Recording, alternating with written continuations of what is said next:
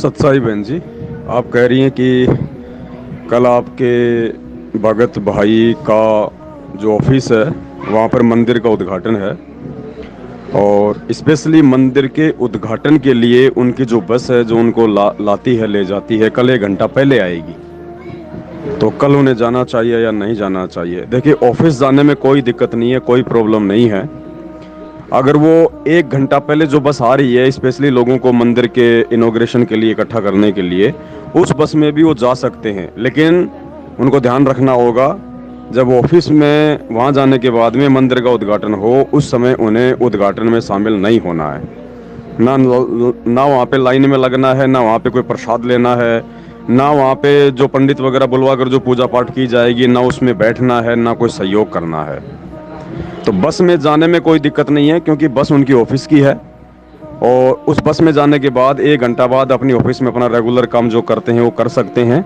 लेकिन मंदिर वाली रस्म में, उद्घाटन वाली रस्म में बिल्कुल भी शामिल या सहयोग नहीं होना है। बाकी आप लोगों की अपनी मर्जी है, देखो संघर्ष करना पड़ेगा। परमात्मा बार बार परीक्षा भी उन्हीं की लेता है जिनको परमात्मा ने किसी लायक बनाना होता है, जिस योग्य बनाना होता है। तो बार बार अगर ऐसी विषम परिस्थितियां हमारे सामने पैदा हो रही हैं, जैसे एक समस्या से निकलते नहीं उससे पहले दूसरी समस्या खड़ी होती है, तो ये परीक्षा समझनी चाहिए भगत को। भगत अगर मर्यादा में है तो उसको ये परीक्षा समझनी चाहिए परमात्मा की तरफ से कि ये मेरी परीक्षा हो रही है, परमात्मा मुझे तैयार करना चाहता है, मेरे बुद्धि विवेक की परीक्षा हो रही है, मेरे विश्वास की परीक्षा हो रही है। तो भले ही जब आप वहाँ जाएं और जिस समय आपको उद्घाटन की रस्म में शामिल होने के लिए कहा जाए तो आपने स्पष्ट रूप से मना कर देना है, या तो आप जाओ मत। देखो, या तो आप जाओ मत या तो आप 1 दिन की उनसे छुट्टी ले लो। और अगर जाते हो और वहाँ यदि आपको मंदिर के उद्घाटन के लिए वहाँ पे तैयार किया जाता है, खड़ा किया जाता है, तो उस समय फिर आपने स्पष्ट रूप से मना करना होगा कि सर मैं कबीर पंथी हूँ और ऐसे ऐसे मेरे भक्ति नियम और मर्यादा हैं और जिस मंदिर का आप जो उद्घाटन कर रहे हैं ये शास्त्रों के विरुद्ध है, ये हमारे किसी भी शास्त्रों के अनुसार नहीं है, ये एक गलत परंपरा है। मंदिर बनाना या मंदिर का उद्घाटन करना, मंदिर में देव देवता की पूजा करना, ये शास्त्रों के विरुद्ध है, शास्त्र विरुद्ध साधना है। अगर इतना कहने की आप जी हिम्मत रखते हो तो फिर आपने वहाँ पे ये बात बोलनी पड़ेगी अगर आप जाते हो तो, क्योंकि वो आपसे कारण पूछेंगे कि आप क्यों नहीं आ रहे, अभी तो 1 घंटा जो है अभी लेट होगा काम शुरू ऑफिस का, अभी तो मंदिर का इनॉग्रेशन है, आप क्यों नहीं आ रहे।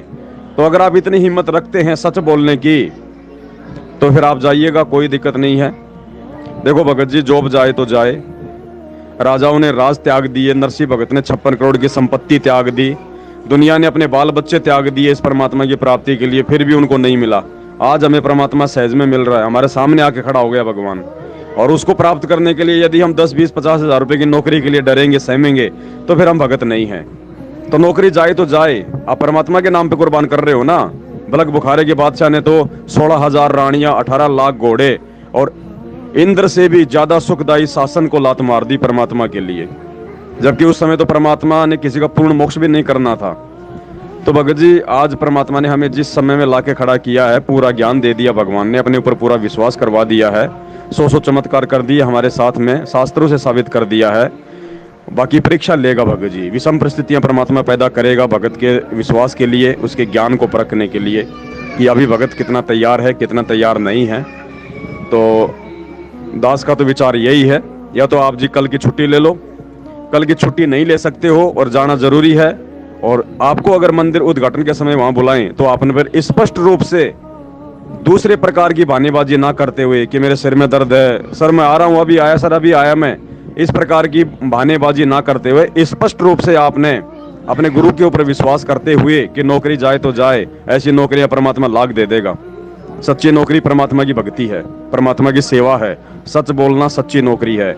आप स्पष्ट रूप से उनको कहेंगे तो वो भी सोचने पर मजबूर होंगे कि यार ये आदमी अलग ही है, या सैकड़ों आदमी काम करते हैं, किसी की हिम्मत नहीं होती ऐसा बोलने की, और ये आदमी क्या बोल रहा है। तो हो सकता है भगत जी उसको भी थोड़ा सोचने पर मजबूर होना पड़े, भले आपकी नौकरी जाए लेकिन उसको तो सोचने पर मजबूर होना पड़ेगा। वो तो बाद में हो सकता है फिर गुरु जी के सत्संग सुने, कोई पुस्तक पढ़े कि यार ऐसा क्या है उस ज्ञान में, या हो सकता है परमात्मा उसको प्रेरणा कर दे, आपको कुछ भी ना कहे वो।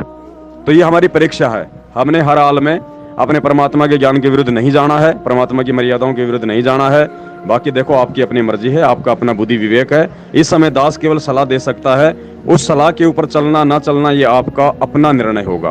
बंदी छोड़। सतगुरु रामपाल जी भगवान की जय हो।